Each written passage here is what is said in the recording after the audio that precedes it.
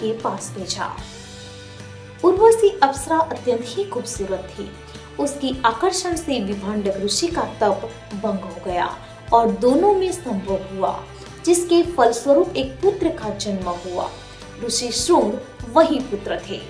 पुत्र को जन्म देते ही उस अप्सरा का कार्य वहां समाप्त हो गया और वह वहां से स्वर्ग की ओर चली गई। छल और कपट की भावना से भरपूर विभांडक ऋषि ने क्रोध में आकर पूरी संसार की स्त्रियों को इसके लिए जिम्मेदार ठहराया। इसके बाद वे अपने पुत्र को लेकर एक जंगल की ओर चले गए। अपने साथ हुए इस छल के कारण उन्होंने प्रण किया कि जीवन भर अपने पुत्र को किसी स्त्री की छाया तक नहीं पड़ने देंगे और यही कारण था कि ऋषि श्रुंग ने कभी किसी स्त्री को नहीं देखा था। क्रोधित होकर विभांडक ऋषि जिस जंगल की ओर गए थे उसके पास एक नगर था। उनका क्रोध उस जंगल में जाने के बाद और भी बढ़ने लगा, जिसका असर नगर पर पड़ने लगा। वहां अकाल से मातम छाने लगा, जिससे परेशान होकर नगर के राजा रोमपाद ने अपने मंत्रियों से कहकर ऋषि मुनियों को बुलवाया। दुविधा का समाधान ऋषि मुनि ने ऋषि श्रुंग का विवाह बताया। उनके अनुसार ऋषि श्रुंग यदि विवाह कर लेते हैं तो विभांडक ऋषि को मजबूर होकर अपना क्रोध त्यागना पड़ेगा और सारी समस्या का हल निकल आएगा। राजा रोमपाद ने खुशियों के इस प्रस्ताव को स्वीकार कर लिया और जंगल की ओर कुछ खूबसूरत दासियों को भेजा।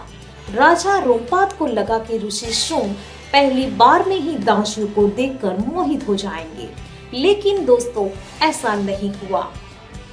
जिसने आज तक किसी स्त्री को नहीं देखा था वे कैसे समझ पाते कि यह नर जाति है या फिर पुरुष जाति।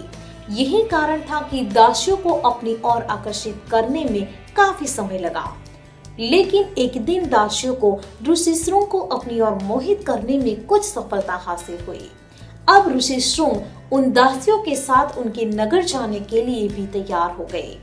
जब विभांडक ऋषि को इस बारे में पता चला तो वह अपने पुत्र को ढूंढते हुए राजा के घर आ पहुंचे, जहां उनका क्रोध शांत करने के लिए राजा ने अपनी पुत्री का विवाह ऋषि श्रुंग से कर दिया। दोस्तों, पुराणों में उल्लेख की गई एक कथा के अनुसार जब राजा दशरथ को पुत्र की प्राप्ति नहीं हो रही थी तो उन्होंने एक महान यज्ञ करवाया था, जिसका नाम अश्वमेध यज्ञ था। इसी अश्वमेध यज्ञ की मदद से उन्हें पुत्र के रूप में भगवान श्री राम की प्राप्ति हुई थी। अश्वमेध यज्ञ के दौरान राजा दशरथ को महर्षि विभांडक के पुत्र ऋषि श्रुंग की कहानी सुनाई गई थी।